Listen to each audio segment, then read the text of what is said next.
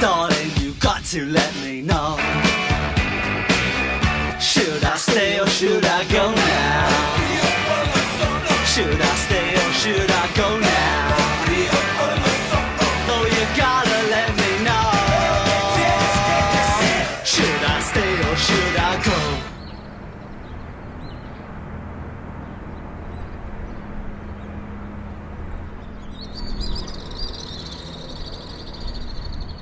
Merhaba, benim adım Jörg. Ben Almanım. Dortmund yakında doğdum. Bu yüzden Borussia Dortmund tutuyorum. Ama ben 20 yıl Berlin'de oturdum. Ben 11 yıl önce ilk defa İstanbul'a geldim. Sinemada bir Türk film seyrettim. Crossing the Bridge, Fatih Akin, Turkish müzik hakkında. Ben bir gün sonra hemen bir uçak bileti aldım. So I came to Istanbul, and then I said after this month I will come every year back to Istanbul at least for 1 month.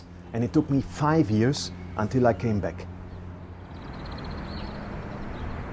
You know, I'm a writer, but I don't want to be this guy sitting in the Cihangir cafes all the time writing and looking how people live their life. I want to do something, I want to work.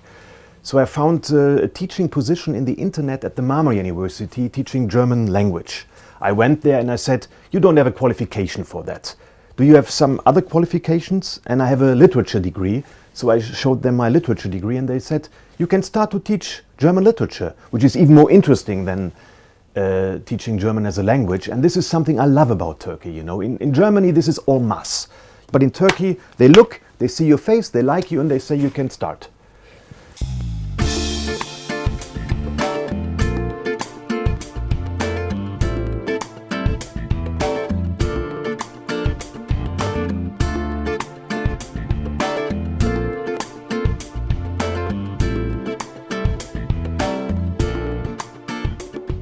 When you tell someone that you're living in Cihangir, you know, they always have this reaction, oh, Cihangir, Cihangir, you know. I came to Cihangir without knowing what Cihangir really is, you know. There is this reputation of the Cihangir Republic, you know. And I was never a member of this people going that often to Café Smyrna or to the Firuz Cafe. What I like more is the other part of Cihangir, you know, that you are living in a big city of, I don't know, 50 million people, and there's still a köy. You know, it's a mahalla where people know each other, you know. It's a very familiar atmosphere. Yeah? This is the thing I like most about Cihangir. So I'm coming and going to Turkey now for more than 10 years.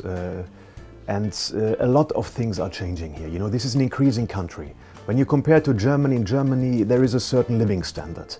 And if I look at the generation of my parents or also at my generation, you know, they're all afraid of losing their living standard, you know. You can see the Germans are like this, you know, and the Turks are like that.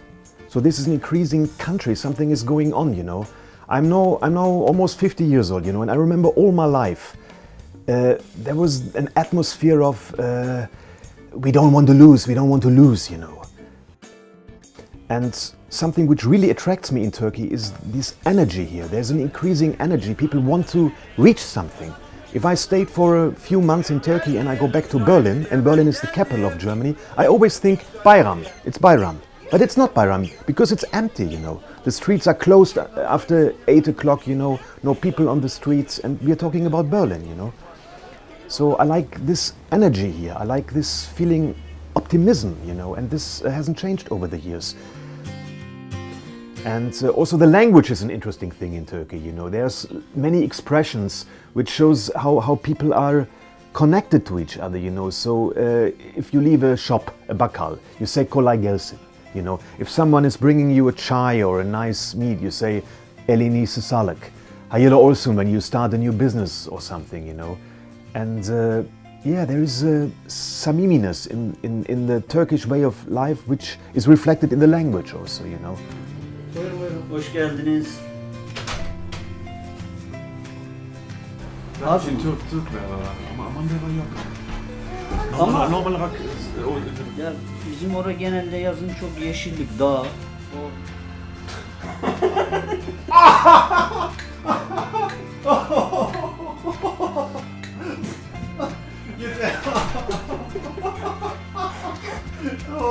oh.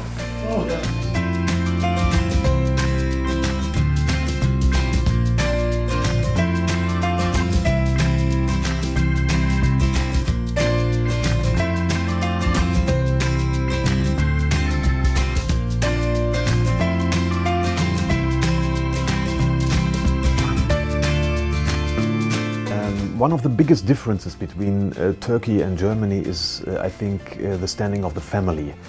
In Germany, I had a Turkish tax consultant, and he once told me, I will try to say this sentence in Turkish. Eğer bir Türk para ihtiyaçı varsa, ailem gider. He's going to the family. Ama eğer bir Alman para ihtiyaçı varsa, bankaya gider. So the German is going to the bank. Family also means Yabanci. For example, I'm living here in this apartment, and whatever I need, I can take from anyone. You know, I'm invited to dinner. For example, today is a television team here in my flat. You know, lots of people. I told yesterday, television is coming tomorrow. They immediately asked me, what do you need? Do you have enough chairs? Do you have enough bardak for chai? You know, this is Turkey, and in Germany, I'm in touch with one of my neighbors. You know, I could ask for some chairs from him, but the others I wouldn't ask. And here you don't even have to ask, people are offering this to you. So this is a big difference, like the hospitality.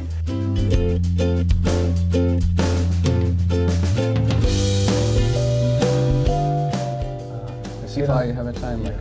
So for example, I don't know if I have time tomorrow. Yarın zamanım Olursa. Sa. Ama öğretmen söyledi, olup olmayacağını.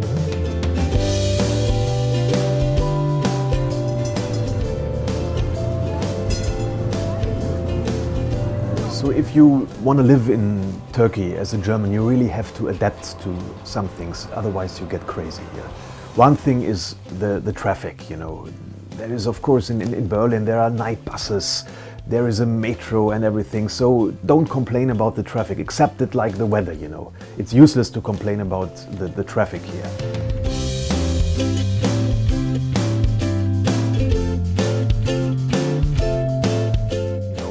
I can't say that, what stresses you here is, of course, there are much more people here, of course, on the street, you know. If I want to walk, I say, I will walk to Pötelash or something, have a walk with my dog. No, there is a car coming from there is someone coming from there is a small, what we call Bürgersteig in Turkey. It's of course more stressful because there are more people.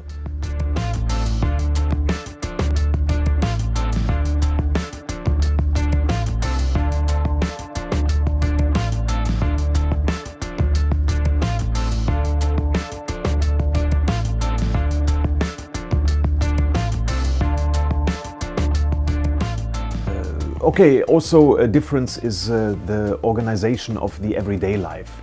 You know, it is not a cliché. If you have an appointment with a German at 12 o'clock, he is there at 12 o'clock. You know, this is what people call Alman discipline, you know. Turkish people easily promise something to you, you know. We are going to meet next week, we're going there and there, you know. And if you don't run after this will never happen. So this is an experience I made. I don't know if it's just the position of a Yabanci or if Turkish people think similar to that.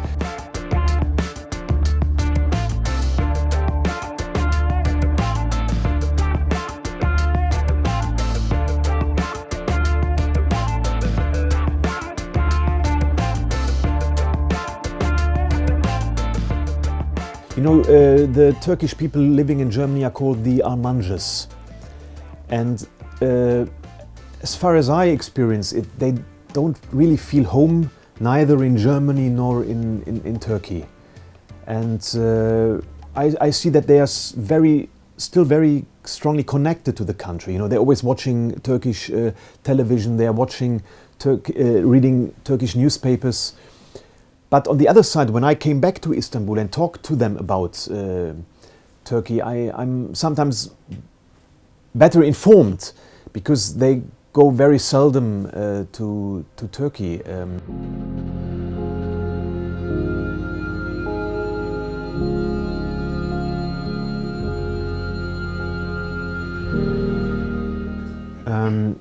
I mean, to be honest, after this bombing in Sultan Ahmet, I think since then I've never been to Taksim. I haven't taken the metro. Because 3 weeks before this bombing I was running around in this area on a Sunday. But you know, this can happen to you at the main train station in Germany too. It can happen in Cologne to you. So terror, I think, is a thing we have to live with in Istanbul as well as in Germany. What is a little bit scaring me is how fast this is forgotten. You know, it's 2 weeks ago that this bombing happened in Sultanahmet, and it's forgotten. Nobody's talking about that anymore.